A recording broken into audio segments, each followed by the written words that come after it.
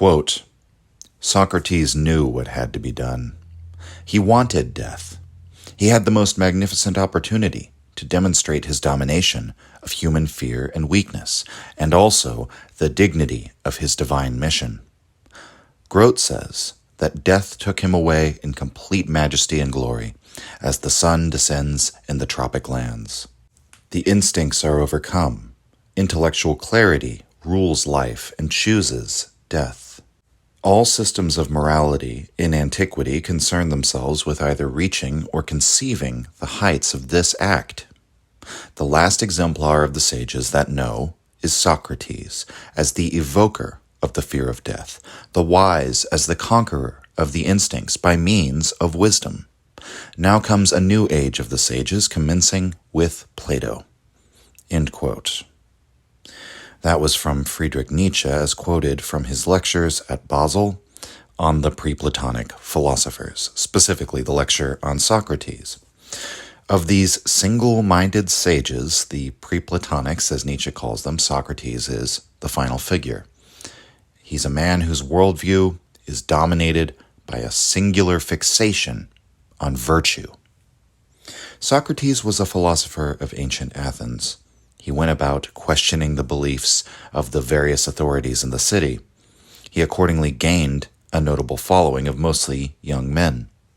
The people of Athens had varying opinions about Socrates, though he was largely disliked and was lambasted in a popular comedic play by Aristophanes. He was seen by many as a troublemaker, as a trickster, or as an inconvenience.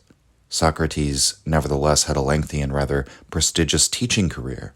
He mentored the great military genius Alcibiades, who, as a matter of fact, later betrayed Athens by siding with the Spartans in the Peloponnesian War. Socrates lived to see many political changes in his life. He became friends with some of the members of Athens' oligarchy called the 30 Tyrants. This oligarchy would eventually be overthrown by a democratic government over the course of Socrates' own lifetime. Then at the age of 70, Socrates was accused of corrupting the youth and impiety against the gods of the city. In this infamous incident, the first great philosopher is put on trial, convicted, and sentenced to death. He was executed by being made to drink hemlock, a poison. Nietzsche had a great deal to say about Socrates over his career, most of it critical, some of it downright scathing. One could argue that the attack on Socrates is perhaps one of the most intriguing things about Nietzsche, since the world of philosophy always treated Socrates as a kind of idol. We're going to complicate this picture of Nietzsche's interpretation of Socrates, though, and we're going to do it by looking at this earlier period of Nietzsche's work during his academic career. As we'll see when we look at a couple of excerpts from this lecture, Nietzsche is not without his criticisms of Socrates even during this period. And the way that Socrates dies, which is central to Socrates' apology, is central to that criticism throughout his career.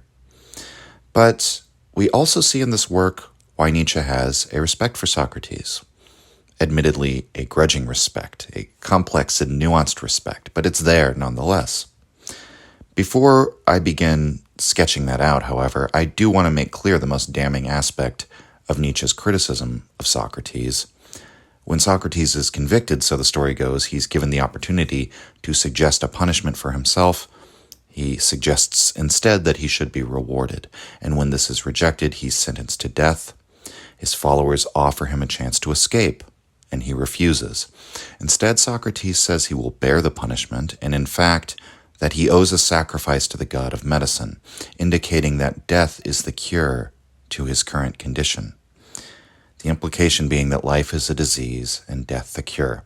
For Nietzsche, this is the worst aspect of what he calls the problem of Socrates.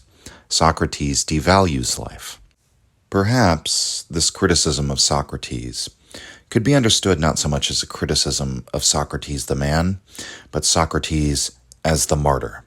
Socrates as he has been idealized by us, the lovers of philosophy, who have construed him as the martyr for his truth. The romanticism we display toward martyrdom which is perhaps influenced by Christianity permeating Western thought for thousands of years. But as we heard in that lecture, even Nietzsche seems to write of Socrates' death in admiring tones here. Nietzsche here likens Socrates' death in another part of the lecture to the noble soul who throws himself into harm's way in order to be true to themselves or to the commandments of their heart. That Socrates' death was perhaps not the rejection of life, but the commitment to virtue and the attitude not that he would choose truth over life and die for the truth's sake, but rather he would live for the truth and practice the virtue of honesty regardless of the consequences, without fear of the consequences, without a regard for whether that consequence would be death. Having conquered, as Nietzsche argues, his instincts, the baser impulses of cowardice or the flight response in the face of danger, he can live in such full commitment to his principles that even if this leads to his own death, he doesn't have a care for that. Nevertheless, even within this lecture, there is the sense that Socrates, quote, wanted death, that he brought it on himself, that he invited his own demise in some way. And it is true that many have argued that if he had tried a bit harder to win over his judges and play by their rules, so to speak, Socrates might have escaped with his life. Nietzsche says in this same lecture, quote, "We must consider his grand defense speech this way. He is speaking before posterity. What an incredibly meager majority convicts him. Of 557 persons, some 6 or 7 more than half. Xenophon says explicitly, quote, though he might easily have been acquitted by his judges if he had but in a slight degree adopted any of these customs," end quote. Socrates probably brought this pronouncement on himself intentionally, end quote. And so the sense that Nietzsche had for Socrates' motivations is important for understanding why he criticizes Socrates so savagely later. But what I want to try to do is perhaps reconcile it with his overall attitude expressed in this lecture, insofar as Socrates' death is arguably practical. As Nietzsche argues in his lecture, Socratic philosophy is entirely pragmatic. Quote, "It is hostile to all knowledge unconnected to ethical implications," end quote. Socrates' death is therefore a consummation of his life's principles, his commitment to be true to who he is and what he believes.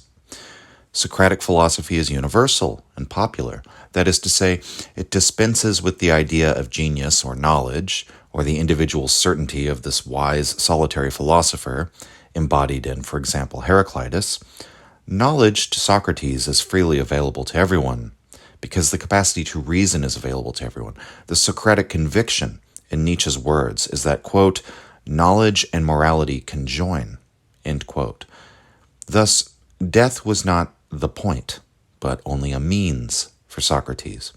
The point was to give a demonstration of virtue, his commitment to the truth, and in his defense of himself and his life to practice what he preaches, stand against the ethical norms of the Sophists, the popular teachers of rhetoric, and thus stand against these oratorical conventions of the time, in which one simply attempts to persuade by any means, without regard for what the truth was of what one was speaking, whether there was truth behind their words or not. It was all about the mere appearance, we might say. And Socrates is standing for, in some sense, the opposite of that. And over the course of this trial, this is where we have in full elaboration of Socrates' claim of having a daemon, a benevolent spirit who spoke to him through his conscience, that would stop Socrates if he ever began to speak falsely or in a manipulative manner, abusing the truth rather than serving the truth. He therefore resolves to speak the truth, regardless of what will happen if he does so, and knowing that this will likely eventually mean his death. That's his own account given over the course of the Apology. And he construes this commitment as devotion to the god, Apollo. Later, Nietzsche regards this as an indication of the pathology of Socrates, the will to truth at any cost, even at the cost of one's own life. But here, early Nietzsche seems to offer the perspective that Socrates' death is a manifestation of virtue's conquest over what is animal in man. And so you could regard it as Socrates offering man a path of elevation into the no longer animal, the ability to overcome ourselves as we are now. As for why Nietzsche changes in his view of Socrates and later treats him rather savagely, we could look to a number of factors. First, as we mentioned, the philosophical descendants of Socrates, his epigoni, as well as recent and contemporary philosophers, they got Socrates wrong in the eyes of Nietzsche. Nietzsche's criticism of Socrates could be seen as simply instrumental to the purpose of shaking philosophers out of simple-minded Socrates worship, and also Nietzsche's struggle against the path taken by his student Plato. Plato makes the physical world completely worthless. He elevates the concept to the highest degree of reality, which instantiates metaphysics into our thought, makes metaphysics more real than physics. Nietzsche's struggle with Socrates could be argued to simply be a part of his broader struggle against Platonism. We might also suggest that Nietzsche came to recognize Socrates as something more than merely a philosopher.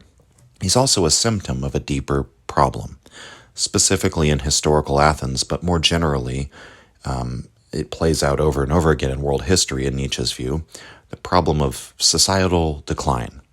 Socrates is one such symptom or signifier that arrives with the coming of this problem. And Socrates stands for the incisive knife of skepticism, in some sense.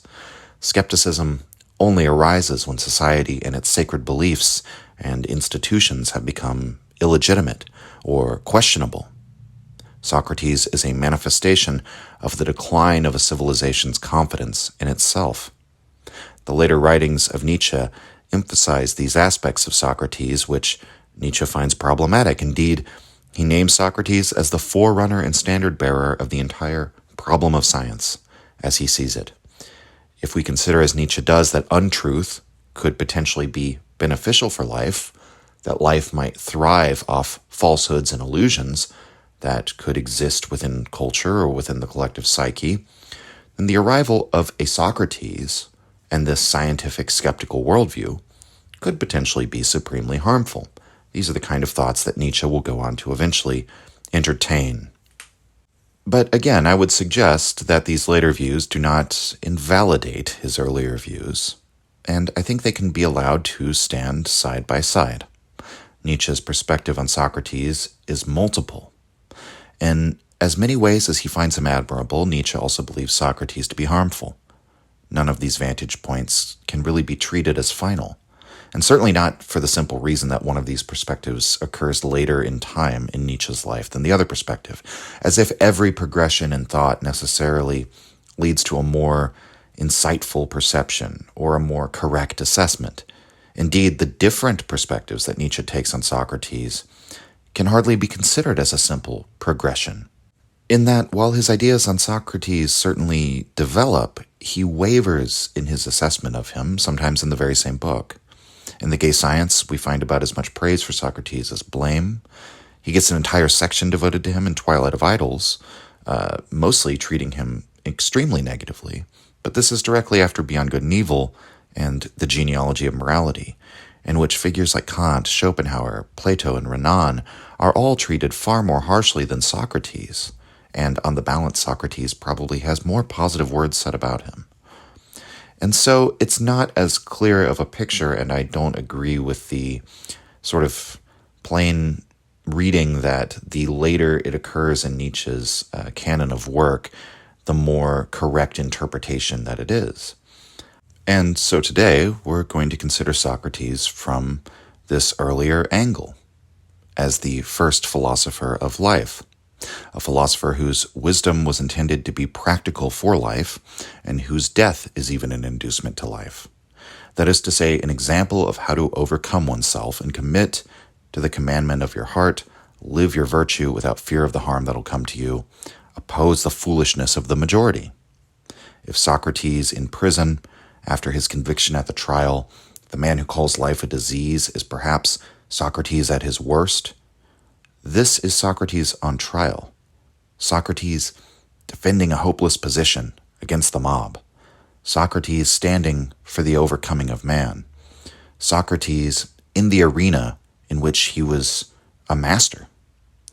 This is perhaps Socrates at his best. As a brief aside, I want to make a correction here. The episode way back in Season 2, and we discussed the symposium. In passing, I used the Apology as an example of the worst of Socrates, from Nietzsche's perspective. And I simply misspoke there. I wasn't thinking of the Apology, but of the last days of Socrates, encapsulated in the dialogues of Crito and Phaedo, the accounts of his time in prison. And while Nietzsche is still critical of the Socrates of the Apology, I was just incorrect in that episode to say that the Socrates of the Apology is the one Nietzsche takes most issue with. I was really thinking of those other dialogues. So, minor correction there. The Apologia is not the account of his last days. It's the defense that Socrates gives in his trial. Apology in this sense means just that, a defense. This is Socrates' justification of himself and defense of his character. As discussed, the accusation is that Socrates was impious, that he had corrupted the young men who followed him. To understand the gravity of this crime in ancient Athens, we have to understand that impiety was a more serious crime than murder. Euthyphro says, for example, quote, "Piety preserves both families and cities and keeps them safe. The opposite of what is acceptable to the gods is impious, and impiety overturns and destroys all things." End quote. The ancient Greek religion saw mankind's relationship to their gods as one which was, in some sense, transactional, and in some way a form of patronage. The gods could cause the city to prosper so long as they were properly honored by the traditional rites, exactly as they had been handed down, and so long as they were offered the proper sacrifices, sacrificial meals of wine and the burned flesh of sacrificial sheep and goats. And we must also understand that this charge of impiety had always traditionally been understood to refer to such acts that would disrupt or profane these rites and sacrifices. The religion of the ancient Greek was not concerned so much with one's words or the beliefs of their heart, but rather whether one honored their gods and ancestors in the proper way and maintained the rituals. It was a religion of deeds rather than words.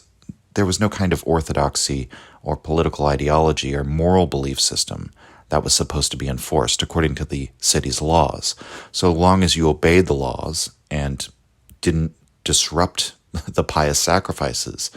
It was unprecedented to charge somebody with impiety. Nietzsche writes in his lecture, quote, "Freedom of speech was considered sacred there," end quote, although he immediately goes on to say that, quote, "The trial and death of Socrates prove little against this general proposition," end quote, which may seem like a strange follow-up to that sentiment. But as for why Nietzsche would argue this, he immediately goes on to give a case as to why Socrates was actually executed. And he says it has really nothing to do with any beliefs that Socrates espoused or any actual sense that he was impious. And it must be said that this is the same reason that Socrates himself gives when he first begins in his apology to defend himself against what he calls the general slander that he has suffered. Socrates begins not by addressing the specific charge, but the general antipathy towards him that has accumulated for a long time. Socrates claims that these recent charges of impiety and corrupting the youth are explicable only with reference to the general animosity that has been fostered against him. And indeed, the charges are unprecedented, given that Socrates has not defamed the Eleusinian mysteries, he has not defiled the Athenian shrines, or anything of that sort, which is what impiety had always meant. So Socrates dies, the argument goes, not because of the desire to enforce some sort of orthodox religious ideology, and it wasn't because Socrates had opposed his own ideology to the liberal-minded city of Athens, or anything of that nature. Socrates merely criticizes existing ideas. He only really gives his own ideas when pressed. Both Nietzsche and Socrates himself argue that his accusers hated him for other reasons. They hated him because he was associated with Alcibiades, whose name was now tarnished with treason and the betrayal of the city. They hated him because he was friends with Critias and Charmides, members of the 30 tyrants who had been overthrown. A general amnesty had been reached after the 30 had fallen from power, but Socrates was still associated with the oligarchs, rather than with the democratic ideology. They hated him most of all because of his habit of approaching and questioning the leading citizens of Athens and making them look like fools in front of an audience of young people. It wasn't that Socrates argued a conflicting ideology with that of the city, it was that he'd angered all of the powerful people in the city by seeking to delegitimize their authority. This is the sense in which Nietzsche does not conceive of the trial of Socrates as a referendum on the Athenian commitment to free speech. In a sense, Nietzsche simply agrees with Socrates' own assessment as to why he was being prosecuted. It really had nothing to do with a conflict of ideas. It was simple hatred of Socrates as a person. One incident in particular that we might consider is documented in Meno, which is a discussion between Socrates and Anytus, a leader among the democratic government, and one of the men who would later become one of Socrates' accusers. In fact, the chief witness against him. Socrates, in this dialogue, criticizes the view of Anytus that democracy will ever necessarily foster the education of virtue. Socrates' counterargument to this is that men we consider virtuous cannot necessarily be counted on to teach virtue to even their own sons. How then could we expect them to educate and foster the sons of other men into a path of virtue? Socrates lists numerous examples.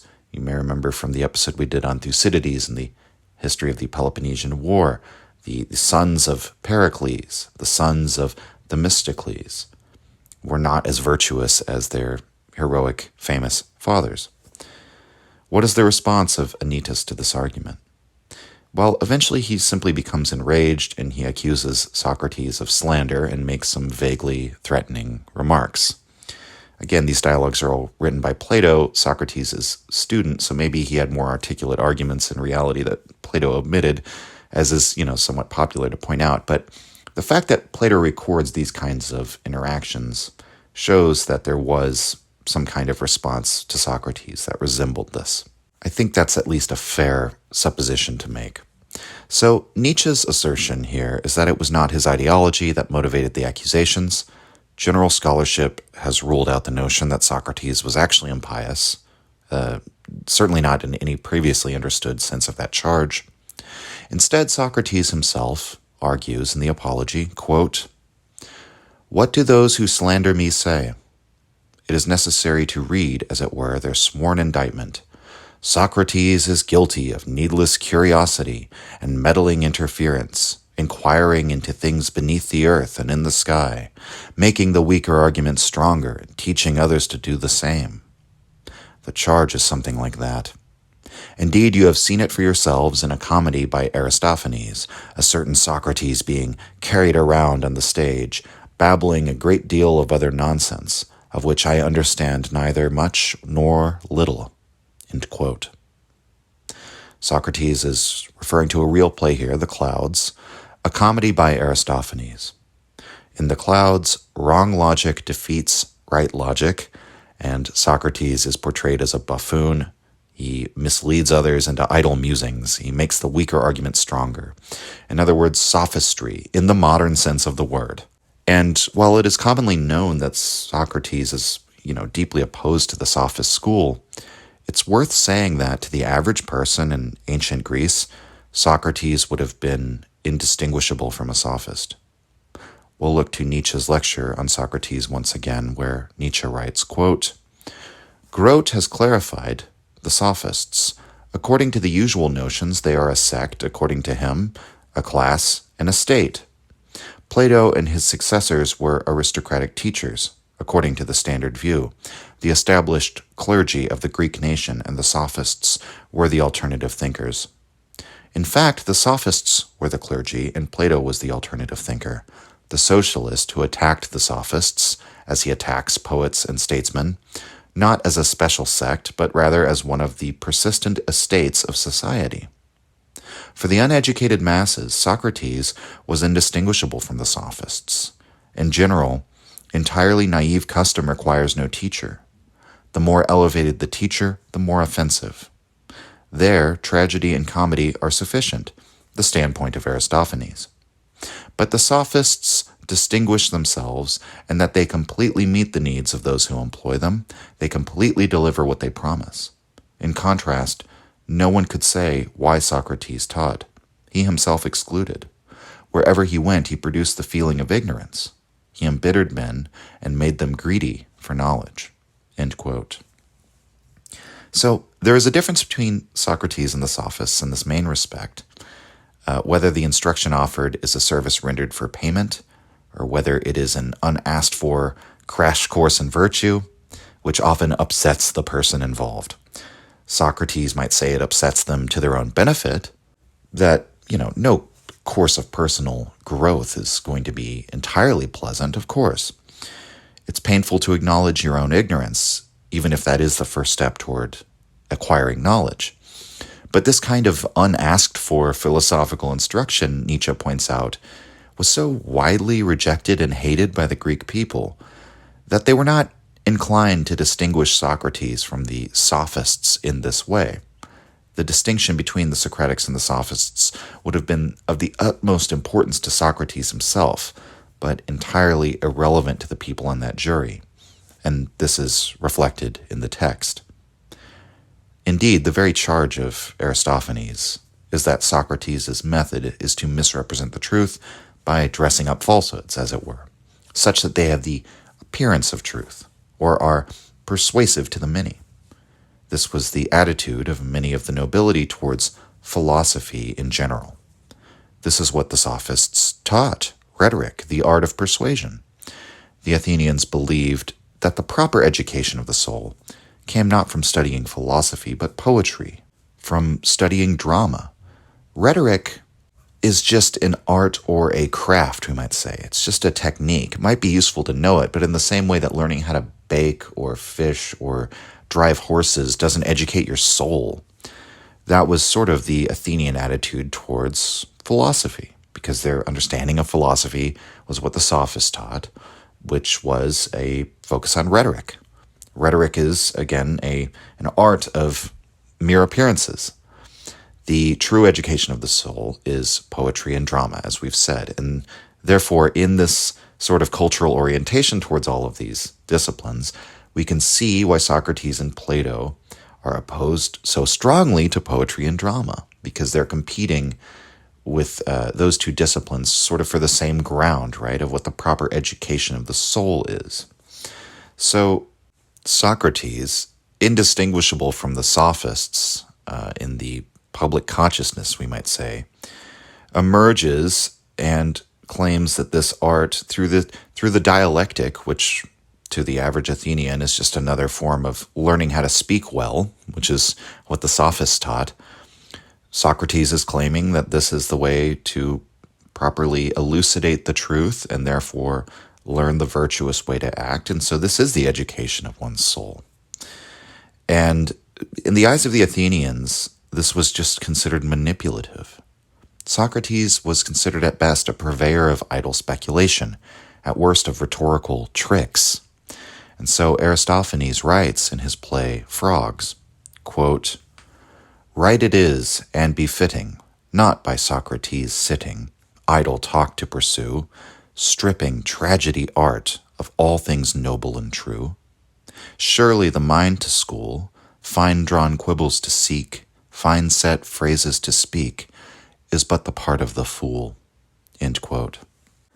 So Socrates, in his opening statements, immediately draws awareness to the fact that comedic plays exist in which he himself has been portrayed in this unfavorable light.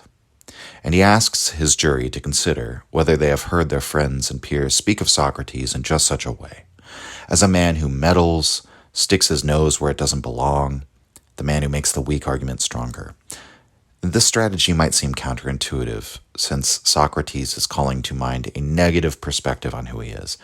But we could say that his intention here is to establish that there's a pre-existing bias, a prejudgment on his character, without which these charges never could have been brought against him. And I suppose you could say his assertion is that if his jury truly searches their hearts, they'll know that this is true. Socrates continues. I'm going to read most of his defense against the general slander against him here, albeit in an abridged form. Quote, "Perhaps one of you will ask, Socrates, what is this all about? Whence have these slanders against you arisen? You must surely have been busying yourself with something out of the ordinary. So grave a report and rumor would not have arisen had you not been doing something rather different from most folk. Tell us what it is, so that we may not take action in your case unadvisedly. That, I think, is a fair request. Gentlemen of Athens, I got this name through nothing but a kind of wisdom." What kind? The kind which is peculiarly human, for it may be I am really wise in that. You surely knew Chaerephon. He was my friend from youth, and a friend of your democratic majority. He went into exile with you, and with you he returned. And you know what kind of man he was, how eager and impetuous in whatever he rushed into. Well, he once went to Delphi and boldly asked the oracle whether anyone is wiser than I. Now the Pythia replied that no one is wiser. And to this his brother here will testify, since Chaerephon is dead. When I heard it, I reflected, what does the god mean? What is the sense of this riddling utterance? I know that I am not wise at all. What then does the god mean by saying that I am the wisest? Surely he does not speak falsehood. It is not permitted to him. So I puzzled for a long time over what it meant, and then with great reluctance, I turned to inquire into the matter in some way such as this. I went to someone with a reputation for wisdom, in the belief that there, if anywhere, I might test the meaning of the utterance, and declare to the oracle that this man is wiser than I am, and you said I was wisest. So I examined him. There is no need to mention a name, but it was someone in political life who produced this effect on me in discussion, gentlemen of Athens, and I concluded that though he seemed wise to many other men, and most especially to himself, he was not. I tried to show him this, and thence I became hated, by him and by many who were present. But I left, thinking to myself, I am wiser than that man. Probably neither of us knows anything worthwhile, but he thinks he does, and yet he does not, whereas I do not, and I do not think that I do. So it seems at any rate that I am wiser in this one small respect. I do not think that I know what I do not. I then went to another man who was reputed to be even wiser, and the same thing seemed true again. There too I became hated by him and many others. Nevertheless I went on, perceiving with grief and fear that I was becoming hated, but still it seemed necessary to put the god first. So I had to go on, examining what the oracle meant by testing everyone with a reputation for knowledge. I swear that I had some such experience as this. It seemed to me, as I carried on inquiry in behalf of the god, that those most highly esteemed for wisdom fell little short of being most efficient, and others reputedly inferior were men of more discernment." End quote. So, Nietzsche's surprise that Socrates was not persecuted even earlier by Athens speaks to the extraordinary tolerance of Athenian society, in fact, relative at least to the rest of the ancient world, insofar as going around inspiring the hatred of all the high-status people in your society has never been a good idea. It's bringing on your own demise. But Socrates does something in this first part of his defense that is either a rhetorical trick that's too clever for his own good, which Socrates must be therefore very courageous to attempt it, or else it's simply the honest to Apollo truth, and the fact that it is such a potentially risky argument to make indicates all the more that such a pragmatic man as Socrates just has to be speaking out of a commitment to the truth in order to argue this, because he would never think that the Athenians would find this convincing. The argument in so many words can be inferred this way: how can Socrates be impious if his entire raison d'etre, his entire mode of being, is a form of devotion to the Delphic god. If Socrates is willing to take the slings and arrows of public hatred for honoring the Delphic god, does this not place him among the most pious of men? Socrates indeed suggests the reason why so many hate him is because he is the most pious. So accordingly, he goes on to state that he interrogated the great poets next, those men considered to be the proper educators of the heart. Socrates says, quote, "I took up poems over which I thought they had taken special pains, and asked them what they meant, so as also at the same time to learn from them. Now I am ashamed to tell you the truth, gentlemen, but still it must be told. There was hardly anyone present who could not give a better account than they of what they themselves had produced. So presently I came to realize that poets do not make what they make by wisdom, but by a kind of native disposition or divine inspiration, exactly like seers and prophets. For the latter also utter many fine things, but know nothing of the things they speak." End quote. Next on the chopping block are the craftsmen, and after them, the teachers of oratory, which again are seen as another kind of technician, right? It's a techne, an art or a craft. So here Socrates is talking, trying to find wisdom among the people who, make bows or fish or sculpt or teach rhetoric or oratory. And, Socrates says they're wise in many respects as regards their own craft, but that they do not possess wisdom generally. Socrates argues, quote, "It seemed to me that the poets and our capable public craftsmen have exactly the same failing. Because they practiced their own arts well, each deemed himself wise in other things of great importance. This mistake quite often obscured their wisdom." End quote. And I'm not sure what the name for this psychological phenomenon is, but it's well noted by modern psychology that incredibly smart and learned people in one discipline often think that this knowledge or aptitude applies to all these other disciplines, and that they can in fact be some of the worst when it comes to assuming they know things that they don't. And so Socrates concludes his argument with the famous assertion that his wisdom is only in his knowledge of what he does not know, not in some special claim to knowledge that no one else has access to, but simply, "I know that I'm ignorant, whereas the rest of you think that you know something." Socrates says, quote, "Those present think I am wise in the things in which I test others, but very likely, gentlemen, it is the God who is wise. And by his oracle he means to say that human nature is a thing of little worth or none. It appears that he does not mean this fellow Socrates, but uses my name to offer you gentlemen an example, as if he were saying that he among you gentlemen is wisest who, like Socrates, realizes he is truly worth nothing in respect to wisdom." End quote. So Socrates seems to be denigrating his own wisdom as much as the artists and craftsmen and poets and statesmen of Athens. But again, something to keep in your mind is that these very people, these very professions, largely make up his jury. Poets, craftsmen, statesmen. The number of them who are going to have sympathies with the philosophers or their arguments were always certain to be very few. And in the minds of many of them, philosophers are regarded exactly as Socrates described the perspective that Aristophanes has on Socrates.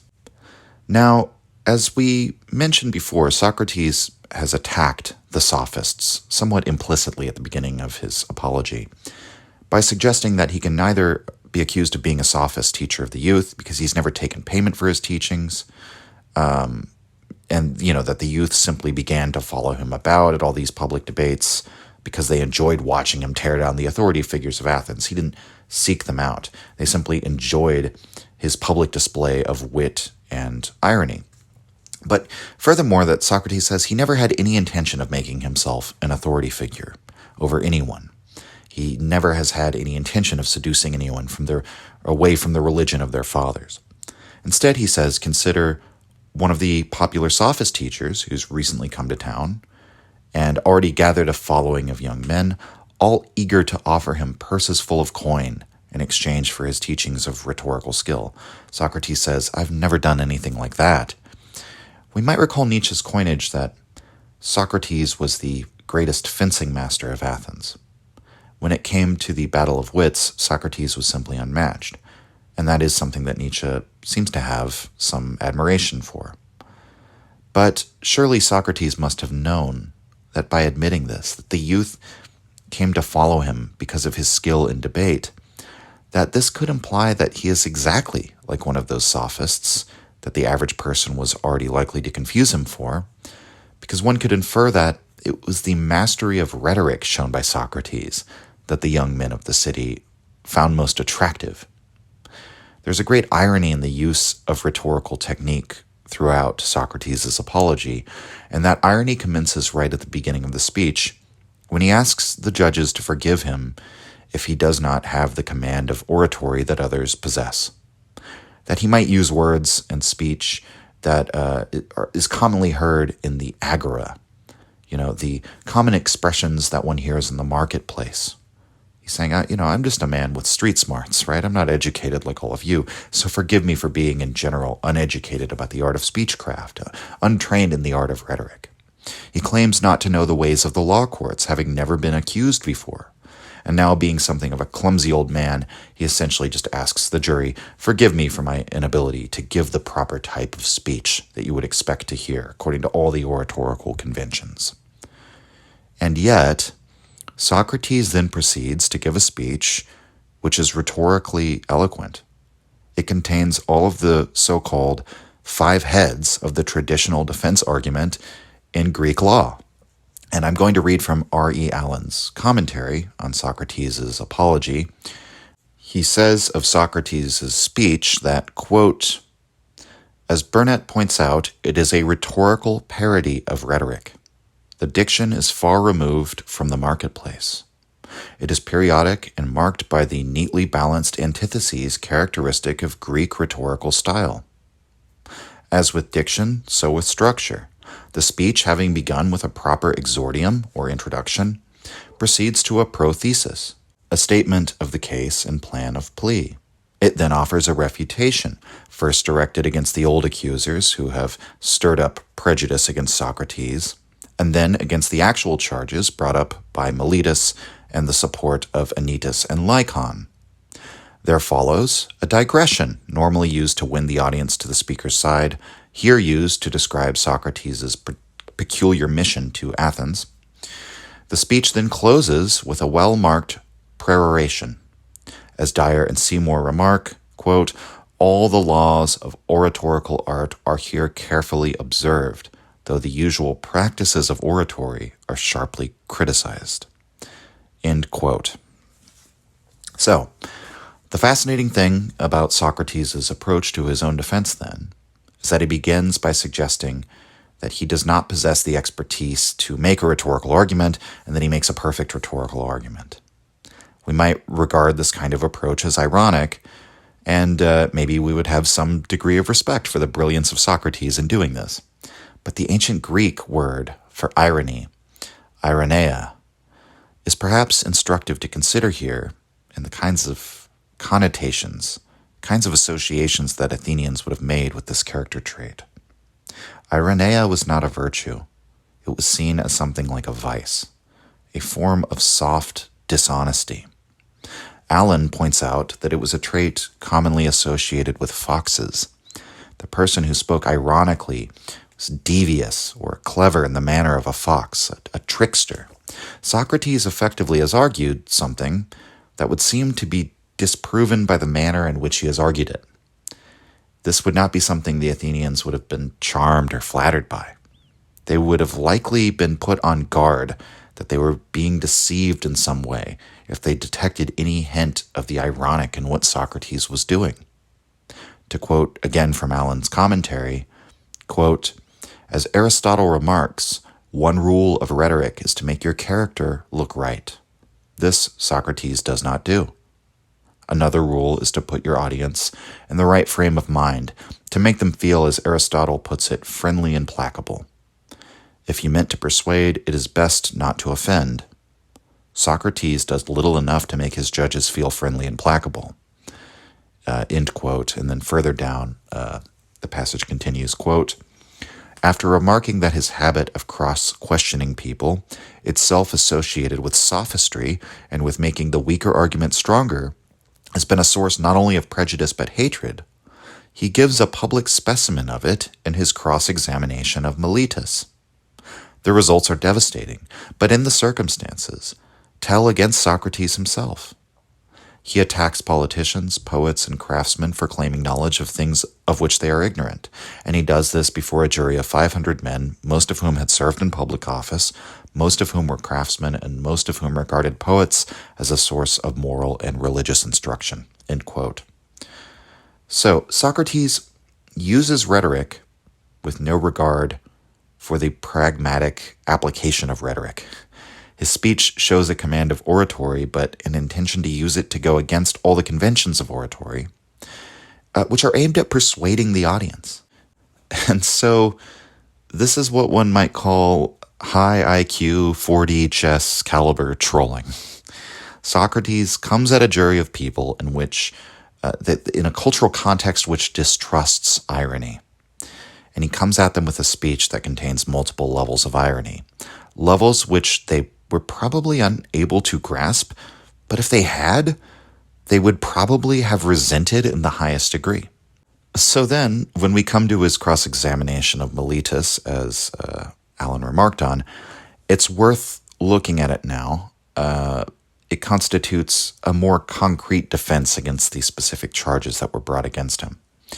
So when it comes to the charge of impiety, Socrates' tactic here is to catch his accuser in a contradiction. Meletus has already sworn in his charge against Socrates that Socrates has both dissuaded the youth from following the gods of the city, but has also introduced foreign gods. Socrates not only argues that the god he follows is the Delphic god, which is not foreign, but later catches Meletus in a contradiction on this point. Quote, Socrates, is that what you think? That I acknowledge no gods at all? Meletus, no, none whatever. Socrates, you cannot be believed, Meletus, even, I think, by yourself. Gentlemen of Athens, I think this man who stands here before you is insolent and unchastened, and has brought this suit precisely out of insolence and unchastened youth. He seems to be conducting a test of propounding a riddle. Will Socrates, the wise man, realize how neatly I contradict myself, or will I deceive him and the rest of the audience? For certainly it seems clear that he is contradicting himself in his indictment. It is as though he were saying Socrates is guilty of not acknowledging gods and acknowledges gods. Yet surely this is to jest. End quote. So, catches Meletus in a contradiction. When it comes to the charge of corrupting the youth, his tactic is to lead Meletus through a series of questions in a reduction to absurdity. So, Socrates asks, if I corrupt the youth, then Meletus, surely you must know who properly educates the youth. If you're going to say who's corrupting them, surely you know you must have a standard by which to compare that to. Who is the good example? Who is not corrupting the youth? And Meletus asserts that all of the jurists here present don't corrupt the youth. They all properly educate them. And Socrates continues questioning him. What about everyone in the audience? Yes. What about everyone on the council? Yes. What about everyone in the city? And he says, yes, except for you, Socrates. And so Socrates asks, is it the same when it comes to training a horse? Is everyone good at training horses, except for a single man who corrupts them by training them badly? Everyone would laugh at that. That's a reduction to absurdity, because you would recognize it's only a select few who have the capacity or the knowledge to properly train and raise horses. Most of us would, so to speak, corrupt them by being unable to handle them, and we would raise them badly because we don't know what we're doing. Socrates says it's the same for human beings. The proposition that the problem is only a single man who goes about corrupting human beings is ludicrous. Educating and cultivating a person is a special skill or talent. Most men will be probably inadequate when it comes to this task. Saying everyone can do it is as absurd and the absurdity of it is revealed by saying, oh, well, everyone could do it. Well, except you. You're the special case. So Socrates makes Meletus look ridiculous from the standpoint of logic. because Meletus, really what he does is he punts on this one. He does this because he doesn't want to be forced into the position of giving a definition of what a virtuous man would look like, who the proper teacher of virtue might be, because any description he gives will then be an affirmative claim, and that's now an ample target for the rhetorical destruction of Socrates. So he avoids that and remains vague and nonspecific, but Socrates then uses that to push him into saying that everyone is a good teacher of virtue, everyone except you. So again, as Alan suggests, I think it's true Socrates is relatively devastating in this exchange. He outmatches Meletus in the battle of wits. And yet this very behavior that he demonstrates is the kind of cross-examination that he's carried out hundreds of times. It's the very thing that earned him the hatred and animosity of the mob that is now tasked with judging him. Socrates has already indicated that he's aware of this. He says it's the true cause of the charges against him. And yet in the course of the trial, he does it again. So if he truly believes in the arguments he gave in the first part of his refutation, that the real crime he's committed is not impiety or corrupting the youth, but simply stirring hatred in the hearts of the Athenians, he should at least understand, from a practical standpoint, if nothing else, that doing something like rhetorically destroying Meletus with facts and logic in front of this audience will only stir up more such hatred. And yet, he acts in exactly the opposite way of what such an insight might suggest to a more prudent person. As for an explanation of this behavior, we might look to the exordium once more. It's actually the very beginning of the speech where Socrates says the following, quote, "Among their many falsehoods, I was especially surprised by one. They said you must be on guard lest I deceive you, since I am a clever speaker. To have no shame at being directly refuted by facts, when I show myself in no way clever with words, that, I think, is the very height of shamelessness. Unless, of course, they call a man a clever speaker if he speaks the truth. If that is what they mean, why, I would even admit to being an orator, though not after their fashion." End quote. And so, perhaps a further layer of irony is that Socrates is correct, insofar as his entire mode of approach here, while it demonstrates a great depth of knowledge about the oratorical form of the law court, the techniques of rhetoric, it still shows that he's very unclever in the way that he wields these weapons. He's being foolish, but in a very clever way. Clever like a fox, right? In a way that was sure to enrage those judging him had they perceived it. And so perhaps from another perspective, Socrates is telling the truth. He's not a rhetorician. He cannot employ persuasive rhetoric. His use of rhetoric is intentionally anti-persuasive, and he has no other choice because of his commitment to the Delphic god. And so we return to maybe a more favorable view of Socrates, the heroic view of Socrates, as implied by Nietzsche, which is alluded to in the digression of the Apology, in which Socrates describes that special mission to Athens. So we're going to look at how Socrates says it in his own words. Quote, "Perhaps someone may say, 'Are you not ashamed, Socrates, at having pursued such a course that you now stand in danger of being put to death?' To him I would make a just reply. 'You are wrong, sir, if you think that a man worth anything at all should take thought for danger in living and dying. He should look when he acts to one thing, whether what he does is just or unjust, the works of a good man or a bad one. By your account, those demigods and heroes who laid down their lives at Troy would be of little worth." End quote. Skipping further down, Socrates continues, quote, "For to fear death, gentlemen, is nothing but to think one is wise when one is not. For it is to think one knows what one does not know. No man knows death, nor whether it is not the greatest of all goods, and yet men fear it as though they well knew it to be the worst of evils. Gentlemen, I at least am perhaps superior to most men here and just in this. And if I were to claim to be wiser than anyone else, it would be in this, that I have no satisfactory knowledge of things in the place of the dead. I do not think I do. I do know that to be guilty of disobedience to a superior, be he God or man, is shameful evil. So, as against evils I know to be evils, I shall never fear or flee from things which for aught I know may be good. End quote. And Socrates goes on to say that supposing they were to dismiss the charges against him, but perhaps forbid him from practicing philosophy or speaking of it or teaching it any longer upon pain of death, Socrates would tell them quite easily that he'll obey the Delphic god and not any of you. The god commands him to the greatest possible excellence of his soul, and he's not going to sacrifice this for the commands of mere mortals, even from those who are among the best and most admirable people around, the Athenians. So he does smooth their feathers a bit. He does butter them up a bit, But, he's already said the wisdom and the greatness of man is nothing compared with that of the gods. So even though the Athenians may be the best around, in comparison to the wisdom of the gods, he's going to go with the wisdom of the gods. As for what Socrates means by his special mission, as he calls it, he goes on to describe his daemon, as we've referenced before, but here are Socrates' own words, quote, "That I am just that, a gift from the god to the city, you may recognize from this. It scarcely seems a human matter merely that I should take no thought for anything of my own, endure the neglect of my house and its affairs for these long years now, and ever attend to yours, going to each of you in private like a father or elder brother, persuading you to care for virtue.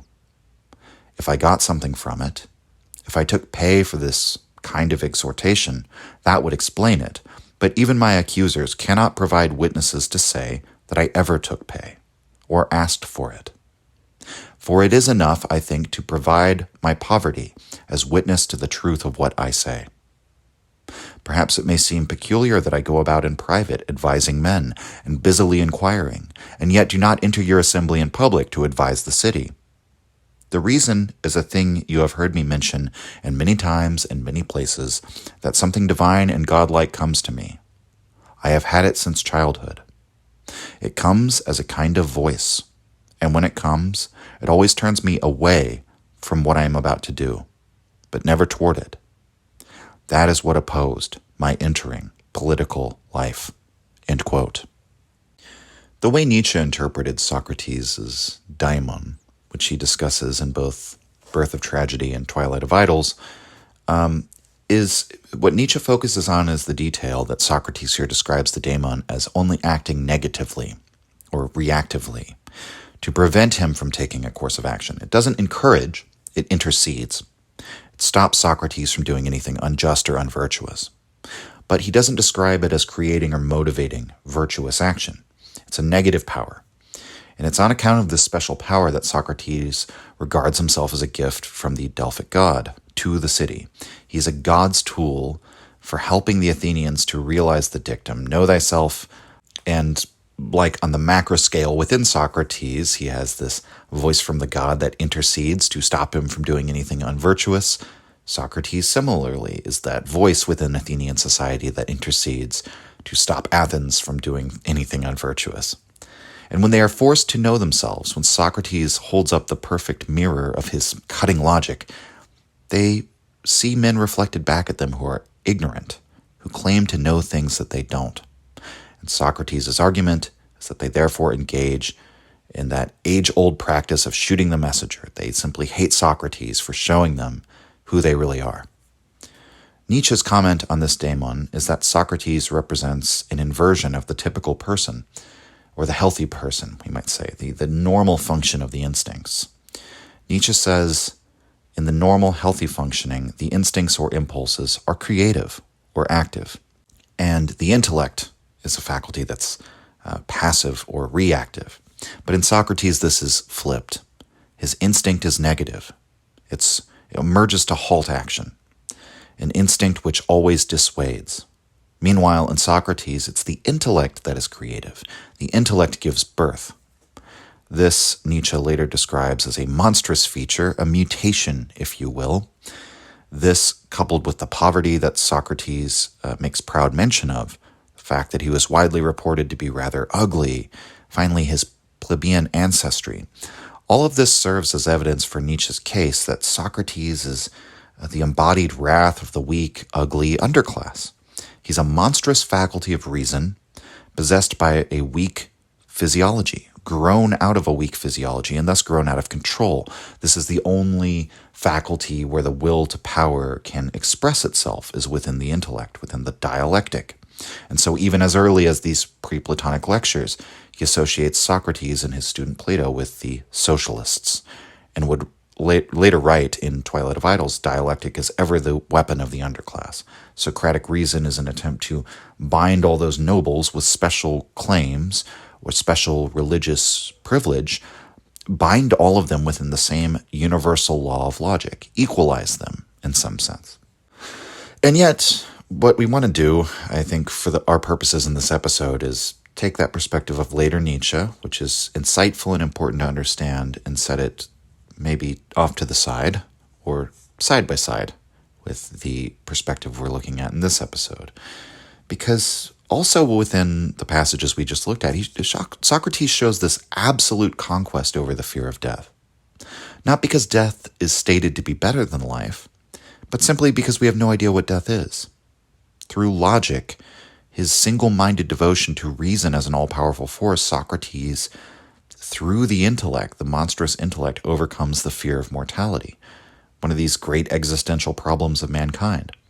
And if anyone's to doubt that he's actually done this, I mean, he's simply describing himself this way, simply arguing that he's overcome the fear of death through the use of the intellect. How do we know he actually did? Well, we can't doubt his actions, which show a complete disregard for his own well-being or continued survival.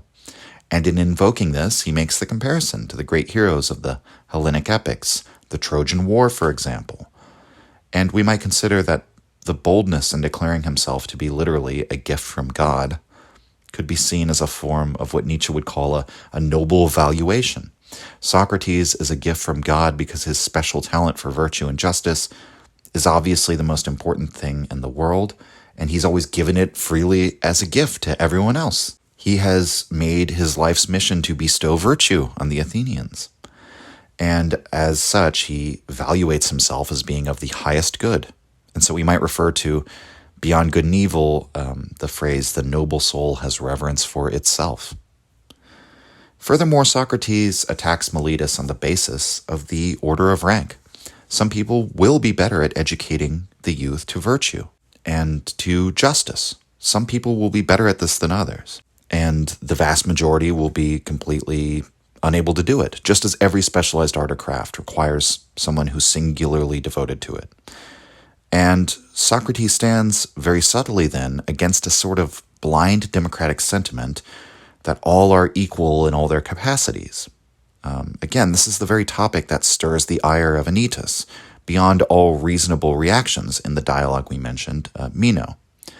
Thus, perhaps an argument can be made that Socrates has an instinct for the order of rank, that justice and virtue are something that have to be attained, they have to be worked at. Some will be superior than others in their discipline in pursuing these things. And, well, Nietzsche says in one passage in Beyond Good and Evil, the instinct for the order of rank might well determine the order of rank of philosophers. So even though Socrates is plebeian in origin, in many ways he manifests a noble mindset, according to Nietzsche. He lives dangerously. He pursues life as a means to knowledge, knowledge as a means to virtue. He has reverence for himself and his own type in an unashamed sort of way, and he dares to introduce new values into the world. In this case, the project of science, skepticism, and justice as attained by reason. Indeed, Socrates takes his flirtation with danger to new heights when his sentence is being decided. Socrates was, as we said, convicted by a very narrow margin. Socrates therefore faced execution. The way the Athenian justice system worked, however, is that Socrates then had the opportunity to propose a counter penalty. His followers urged him to suggest a modest fine instead of the death penalty, and given the narrow margins of his conviction, it was almost certain that the majority of jurists would have accepted this counter penalty. But Socrates ignores this prudent advice. He says instead the following, quote, "I undertook to persuade each of you not to care for anything which belongs to you before first caring for yourselves, so as to be good and wise as possible. nor to care for anything which belongs to the city before caring for the city itself. And so too with everything else in the same way. Now what do I deserve to suffer for being this sort of man? Some good thing, gentlemen of Athens, if penalty is really to be assessed according to desert. What then is fitting for a poor man who has served his city well, and needs leisure to exhort you? Why, gentlemen, nothing is more fitting for such a man than to be fed in the Prytaneum, at the common table of the city. Yes, and far more fitting than for one of you who has been an Olympic victor in the single horse or 2 or 4 horse chariot races. For he makes you seem happy, whereas I make you happy in truth. And he does not need subsistence, and I do. If then I propose a penalty I justly deserve, I propose public subsistence in the Prytaneum. End quote. So Socrates says his penalty should be to be rewarded, if it's to be a truly just penalty. Feed me out of the public fund in the manner that they feed the victors of the Olympics, who have brought glory to their city. But Socrates says, I'm a more deserving recipient of this honor than they. I've educated your minds. I've educated the city to be wise and just in all things. That's more valuable than physical prowess or beauty or victory in some meaningless competition. That's all transitory compared to reason, this universal, enduring, binding thing. Again, this type of response from Socrates has exactly the effect that one would expect it to have, and by a far wider margin than the one with which he was convicted. Socrates is sentenced to death, meaning that some among the jury who did not originally vote to convict Socrates voted to give him the death penalty, rather than to reward him with public subsistence. This aspect of the trial of Socrates can perhaps tell us more about human nature than anything else in the Apology.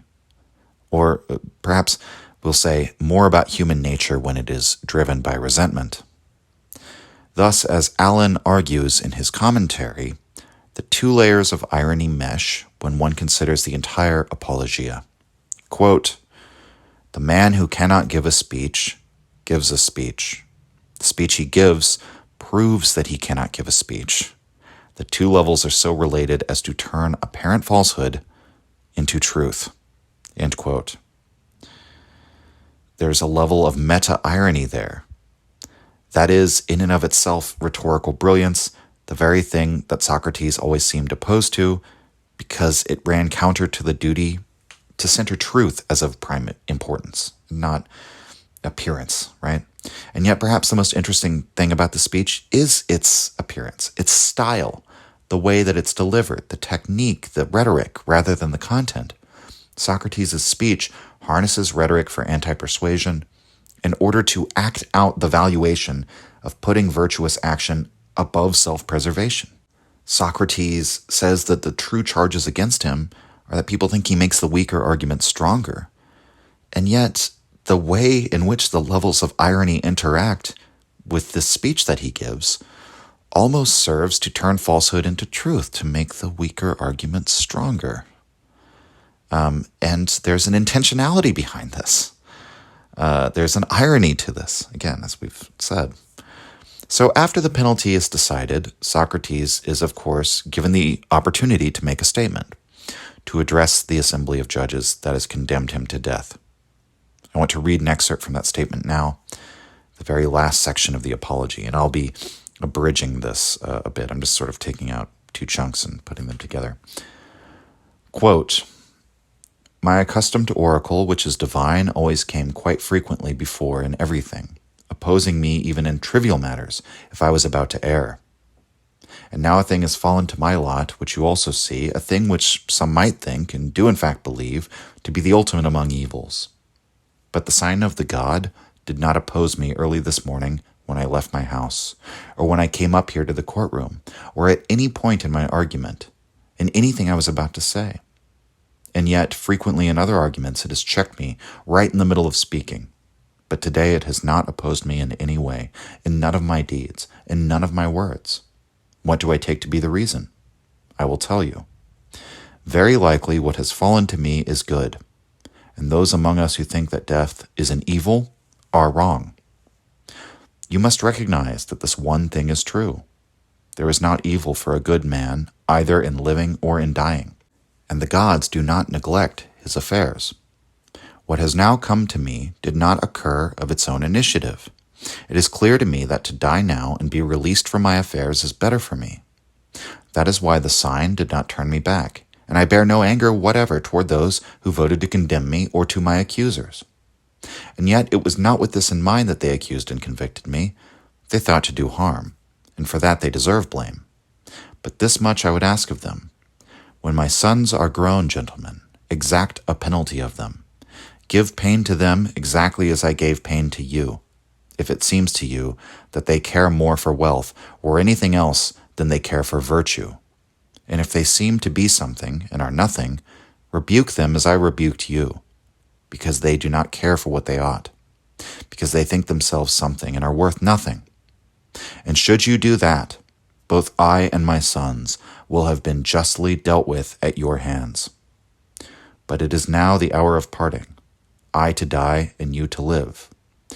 Which of us goes to the better is unclear to all but the God." End quote. And so, while we find much of what Nietzsche might classify as nihilism, or even a weariness for life, embrace of the end, things that could be interpreted that way, right? I cannot help but think that there is something of the attitude of Socrates, having accepted his fate so vigorously, so enthusiastically, so affirmatively. I can't help but think of the amor fati, the love of one's fate. And one stands to wonder whether Nietzsche, while studying the Greeks for the first time, perhaps got one of his first glimpses of one of the most beautiful expressions of the love of fate here in the Apology. Socrates states that he has done everything according to the command of his inner voice, and he has the certainty that he has done everything he needed to do in life. And so, for the good man, which he has absolute certainty that he is, affirming himself as a good man, he has nothing to fear in death or in life. Perhaps Socrates' death could then be seen from a certain perspective as an example of the consummating death, which Zarathustra says is one of the highest virtues. Of course, we will not settle the contradictions in Nietzsche's thought that concern his view of Socrates. We will not unravel the many paradoxes in explaining the significance of Socrates to the Western world, or to philosophy, or to Nietzsche. We might only say that in the Apology we get the best glimpse at Socrates as Lebensphilosoph, the philosopher of life, whose death blesses life and affirms life, and here it could certainly be argued Socrates refuses to let death be a condemnation. The fearless portrait of Socrates suggests to me, at least, the kind of man who dared to build his temple of reason on the slopes of Mount Vesuvius. That's all for today, everyone. Signing off. If you enjoyed the Nietzsche podcast or found it helpful, you can visit us and support the show at patreon.com/untimely-reflections. The link is in the description. Or just share the show with any of your friends that you think might enjoy it, or on social media. Thank you for your support.